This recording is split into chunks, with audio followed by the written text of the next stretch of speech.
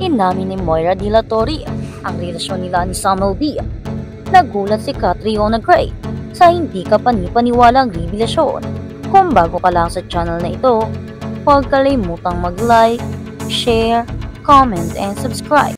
Magulo ang Philippine entertainment industry matapos opisyal na aminin ng singer na si Moira De La Torre ang relasyon nila ng aktor at singer na si Samuel B. Isang hindi inasayang pangyayari dahil hindi pa nagpakita sa publiko ang dalawa bilang mag-asawa. Ang impormasyong ito ay agad na ikinagulat ng maraming tagahanga. Ngunit ang higit na nakatawag pansin ay ang reaksyon ni Catriona Gray, ang nobya ni Samuel B. Ex-girlfriend. Hindi maiwasan ng media at netizens na magtaka kung matagal na bang natapos ang relasyon ni Sam at Catriona o bigla na lang nangyari ang lahat niya hindi makapaniwala. Ang Miss Universe 2018 Beauty Queen sa mga nangyayari. Ang mga haka-haka tungkol sa relasyon sa pagitan ni Moira at Sam ay talagang kumulo sa loob ng ilang sandali. Ngunit ni isa sa kanila ay walang anumang kumpirmasyon. Si Moira ay dating nakilala bilang isang malihim na mang-aawit tungkol sa kanyang buhay pag-ibig. Matapos ang kanyang nasirang kasal sa musikero na si Jason Hernandez. Samantala, palaging iniuugnay si Samuel B. sa imahe ng isang tapat na lalaki sa kanyang tabi. Catriona Gray, isang malapit na source ang nagsabi na naging close si Moira at Sam matapos magkatrabaho sa isang music project at natural na nabuo ang kanilang relasyon. Ang koneksyon sa musika at karaniwang halaga sa buhay ay naging mas malapit sa kanila. Gayunpaman, ang biglaang paglitaw ng impormasyon ay hindi nagtatanong sa maraming tao sa totoong katuyuan ng relasyon ni Samuel B. at Catriona Gray. Sa kasalukuyan, wala pang opisyal na tugon ng insiders kung naghiwalay na sina Sam at Catriona, pero mas naging tense ang usaping dahil sa reaksyon ng beauty queen. May ilang source na nagsasabing binura ni Catriona ang ilang larawang may kaugnayan kay Sam sa kanyang personal page na nagdulot ng hinala na matagal na talagang natapos ang kanilang relasyon. Ang mga taghanga ay sabik na naghintay ng opisyal na pahayag mula sa tatlong pangunahing tauhan sa kwentong ito. New couple ba talaga sina Moira at Sam sa entertainment industry o isa lang itong malaking hindi pagkakaunawaan? Maghintay at tingnan natin kung ano ang susunod na mangyayari sa nakakagulat na kaganapang ito. Samuel B. on relationship with Moira De La Torre. Hindi na magkaibigan sina Moira. Inamit ito mismo ng aktor matapos ng makapanayan ng entertainment reporter na si Angie Felipe sa on-cue ng ABS-CBN. Yun nga yung sinabi namin ng mga nakaraan. Tungkol sa balitang ito na dininengan ni Samuel B. si Catriona at si Moira. Naalala pa ni Sam ang malapit nilang relasyon sa parang magkapatid ang trato nila sa isa't isa. Noon palagi kaming magkapatid. We were very close, sabi niya, sabi ng binata. Nandoon ako nung nagsisimula pa lang siya sa kanyang career. Nung umangat siya, tinutulak ko siya at inlalayan ko siya. Kasunod nito, tinanong siya kung magkaibigan pa rin sila ni Moira at ang diretsong sagot ni Sam, we are not friends anymore.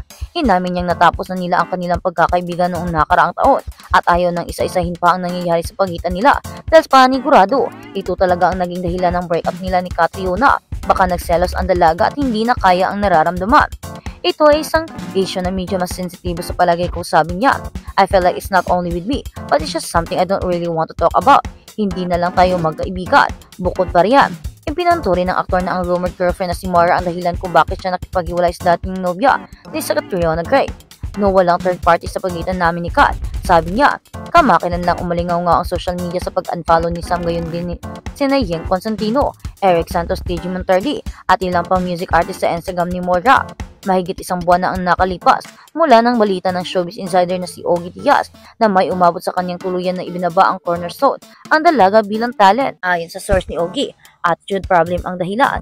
At sa kabilang banda, nagsalita si Samuel B. laban sa kritisismo na sinasabing si Moira Torre ang third party sa likod ng breakup nila.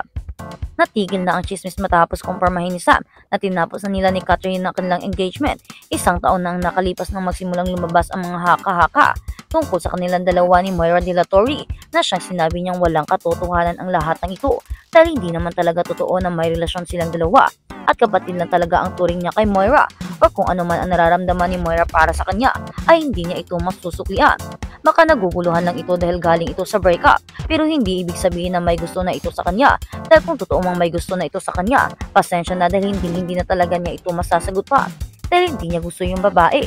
Ang problema nga lang, paano niya ito magagawa Ngayong wala na si Catriona at nakipag-break na sa kanya, siguro hindi na kinaya ang issue at mga haka-haka. Siguro sobrang nasaktan at hindi na kaya kung paano niya itrato ang babae o kung paano niya itrato si Moira. Siguro silos ang dahilan at hindi rin maitanggi ni Sam na siguro nagkikare din siya para kay Moira dahil parang kapatid na ang turing niya nito. Pero nga, kung anong pipiliin mo, mas magiging matimbang ang taong minamahal mo. Ang kaso, wala na ito sa iyo. Siguro nahuli lang si Sam sa pagkaka-realize. Pero ngayong wala na si Catriona, ano kaya ang gagawin niya? Pero one thing is for sure, wala kaming relasyon ni Moira at hindi ko magugustuhan si Moira na higit pa bilang kapatid dahil bilang kapatid lang talaga ang kaya kong ibigay sa kanya. Hindi ko na nakikita ang sarili ko na nagmamahal ng iba at hindi ikakasal sa iba.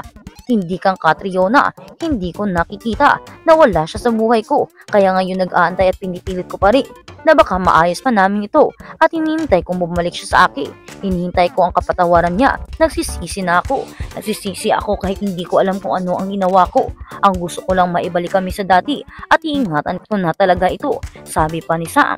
Talagang nafe-feel natin at nakikita natin na sobra ang pagmamahal na ibinibigay niya. Yun nga lang, nasira ang pagmamahalan nila. Ito ba ang nakatadhana para sa kanilang dalawa? Siguro hindi talaga sila ang para sa isa't isa. Pero kung sila man ang para sa isa't isa, kahit lumipas man ang mga buwan, taon at anuman, ay magkakabalikan din sila. Maibabalik pa rin nila ang kanilang pag-ibig na nawala. Kaya hindi imposible. Kaya naman nag-aantay pa rin si Sam at sana nga ay makapag-antay siya at sana naman wala pang bagong pag-ibig si Catriona dahil ang isang Diyosa ay hindi tatandanan ng mga boys dahil sobrang ganda nga ni Catriona at sobrang ganda pa ng ugali. Kaya imposibleng walang nanliligaw ngayon. Ang hiling na lang sana ng karamihan ay huwag mo nang sagutin ni Catriona ang mga nanliligaw sa kanya at hintayin mo na niya si Sam dahil panigurado mahal pa niya ito. Sa ngayon, ang focus nilang dalawa ay ang kanilang career habang naghihiling pa sila.